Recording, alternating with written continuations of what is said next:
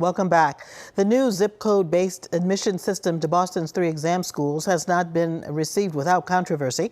A group called the Boston Parent Coalition for Academic Excellence has sued the Boston School Committee, arguing that their decision is unconstitutional and discriminates against students of white and Asian backgrounds.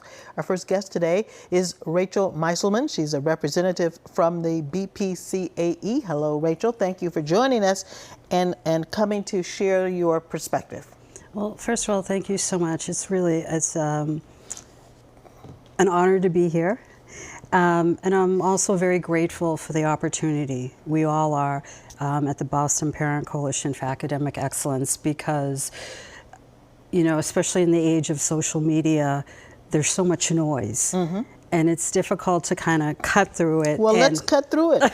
Why is the BPCAE not in favor of the zip code admission system that has been put into place? Well, because it's an attempt at social engineering. You're targeting people based on their race, based on their ethnicity.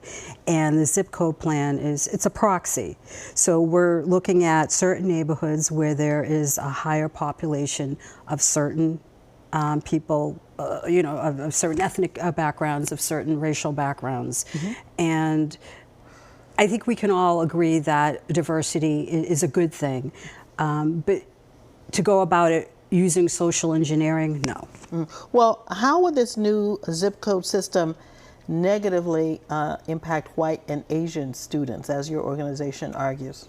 Well, because the zip codes that have been, we believe, targeted have higher populations of people of Asian background, of Asian descent.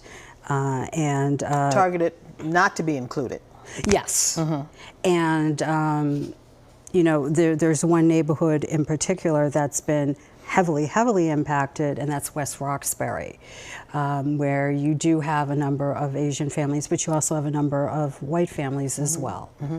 So I have to ask, I asked you before the program started if you identify as a woman of color. You said yes. So I do. This plan allows more young kids of color to have the opportunity to attend an exam school. I think that would be something you personally would be in favor of. Listen, I want people of all racial and ethnic backgrounds to have an opportunity, to have the opportunity that I did. But what I like to say is that, first of all, the exam schools are not for everybody. Not because all of our children aren't gifted and wonderful, and it's not that they don't all have something to offer, but these are schools that promise a certain path. And to get there, you have to be willing to do the work. So it's not even just down to a particular scholastic aptitude. It's, are you willing to do the work? And so what we're arguing is we need to have a constellation of schools. So it's not just the exam schools, but we need to have other schools, secondary education, where our children can really thrive.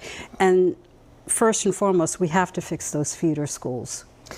Do you think that increasing diversity in Boston exam schools, however, is an improvement for students, all students?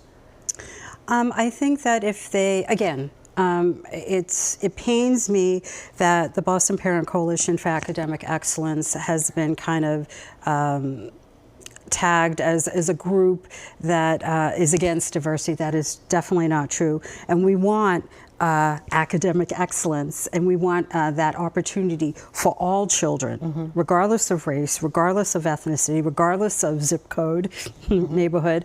But we think that the way to go about it is you need to respect the Constitution, and what better way to do that than improve the feeder schools? Because the exam schools, I have to impress this upon people, you don't start at the top. You work your way up to it. And so to be in a place where you can take an exam, the exam to get into one of the 3 exam schools, you already have to have a certain foundation. So you're suggesting that admitting these students might lower the academic standards of the Boston exam schools? What I'm saying is that we want all of the children to thrive. And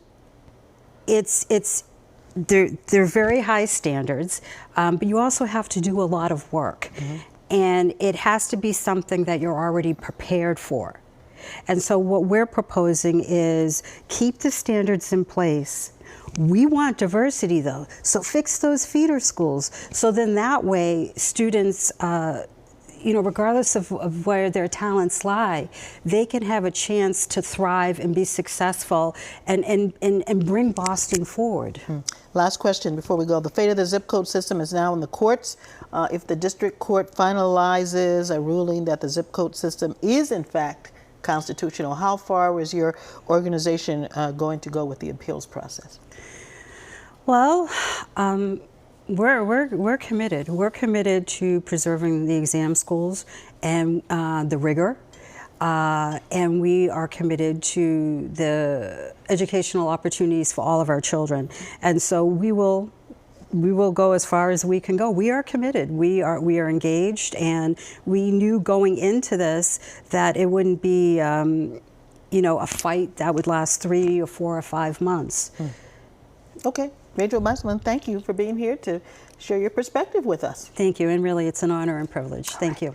When we return, we're going to sit down with an early childhood development specialist, Professor Ronald Ferguson, who's going to enlighten us on how to prepare children for academic success from as early as age 2. Stay with us.